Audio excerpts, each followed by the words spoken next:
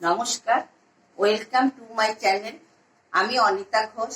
সুরুচি বাংলা রান্নাঘরে সবাইকে সাদর আমন্ত্রণ।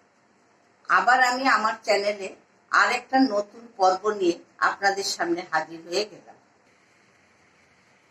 রবিবারের সকালের জলখাবারে আপনারা কি করবেন সেটা নিয়ে ভাবছেন তো? এই রেসিপিটি একবার হলেও আপনারা বানিয়ে খেয়ে দেখবেন। এটি অতি অল্প সময়ে এবং সহজ পদ্ধতিতে এতটাই টেস্টি করে বানানো যায় যে একেবারে নিমেষে ডিশ খালি হয়ে যাবে। আসুন আর দেরি না করে আমি রেসিপিটি কুক করতে চলে যাচ্ছি। আপনারা পুরো ভিডিওটি মিস না করে দেখতে থাকুন। আমি এখানে ফুলকপিগুলো গ্রেট করে নিচ্ছি, যেটা দিয়ে আমরা পেঁয়াজ আদা কুচাই সেই দিকটা দিয়ে ফুলকপিটা কুড়াবে। দেখুন, ফুলকপিটা আমার কোরানো হয়ে গেছে। এই ডাঁটিটা নেবেন না। এখন আমি এই বোলের মধ্যে এক বাটি ময়দা নিয়ে নিলাম। আপনার এখানে আমি 1.5 বাটি ময়দা নিলাম। আপনারা যদি আরো বেশি করতে চান তাহলে আরেকটু বাটি ময়দা মিশিয়ে নেবেন। এই ময়দার সঙ্গে আমি একটু জোয়ান ম্যাশ করে দিচ্ছি। জোয়ানটা একটু হাতে এরকম করে ঘষে নেবেন।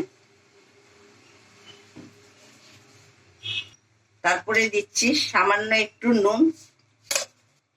এরপরে দিচ্ছি 1/2 চামচ জিরে গুঁড়ো আর 1/2 চামচ চিলি ফ্লেক্স। আপনারা এতে কাঁচা লঙ্কাও বেটে দিতে পারেন, কাঁচা লঙ্কা কুচি বা বেটেও দিতে পারেন, কিন্তু অনেকে কাঁচা লঙ্কা কুচি দিলে মুখে কামড় পড়লে ভালো খায় না, এই জন্য আমি একটু লঙ্কার গুঁড়োই দিলাম। এবার আমি সব মশলাগুলো ময়দার সাথে ভালো করে মিশিয়ে নিচ্ছি। তারপরে দিচ্ছি 2 চামচ সাদা তেল। ময়দা বেশি নিলে 1 চামচ তেল দিয়ে দেবেন। এবার আমি তেলটাও আরেকবার মিশিয়ে নিচ্ছি। এরপরে আমি এই ফুলকপি যে কুড়িয়ে রেখেছিলাম সেগুলো ময়দার সাথে মিশিয়ে দিচ্ছি। এটা আপনারা পুর করেও ভরে দিতে পারেন, কিন্তু পুর করে ভেতরে দিলে ফেটে যাবে, এই জন্য আমি ময়দার সাথে সব মিশিয়ে দিচ্ছি। আর একটু দিচ্ছি ধনেপাতা। এবার আমি এই ফুলকপি, ধনেপাতা আর আগে নুন, তেল যা দিয়েছি সবগুলো দিয়ে আবার একটু মিশিয়ে নিচ্ছি। দেখুন, এটা আমার ভালোভাবে মেশানো হয়ে গেছে। এটা যদি হাতে মুঠোর মধ্যে এরকম জমাট হয়ে যায় তাহলে ভাববেন মেশানোটা খুব ভালোভাবেই হয়ে গেছে। এবার আমি অল্প অল্প জল দিয়ে এটাকে মেখে নিচ্ছি। দেখুন, আমার ডোটা কি সুন্দর মাখা হয়ে গেছে।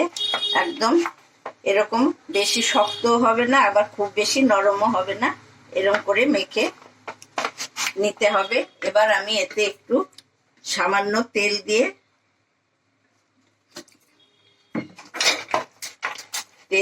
মেখে আমি এটা 5 মিনিট ঢেকে রেখে দেবো।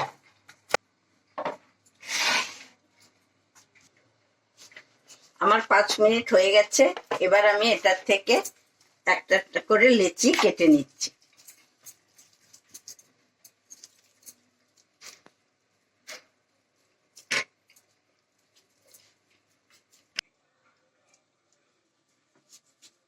এবার আমি লেচিগুলো একটা একটা করে বেলে নিচ্ছি।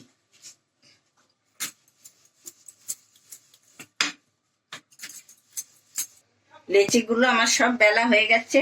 এবার আমি কড়াতে ঘি দিয়েও এটা ভাজা যায় আর তেল দিয়েও ভাজা যায়। আপনাদের একটা আমি ঘি দিয়ে ভেজে দেখাচ্ছি।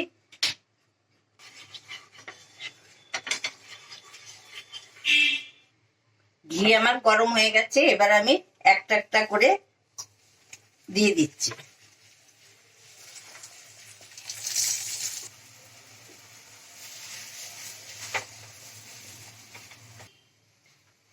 এই পরোটাগুলো আপনারা একসাথেও সেঁকে দিতে পারেন, আবার একটা একটা করেও সেঁকে নিতে পারেন। আমি এটা একসঙ্গে করে আপনাদের দেখাচ্ছি, পরে একটা একটা করে একটু তেল দিয়ে ভেজে নেবেন। আমি এতে 1 চামচ ঘি দিয়ে দিচ্ছি। আপনাদের আবারও আমি বলছি যে এটি ঘি বা তেল যে কোনো দিয়েই আপনারা এগুলো ভাজতে পারেন। দেখুন পরোটাগুলো এরকম ব্রাউন ব্রাউন কালার হয়ে গেছে। এবার আমি এগুলো নামিয়ে নিচ্ছি।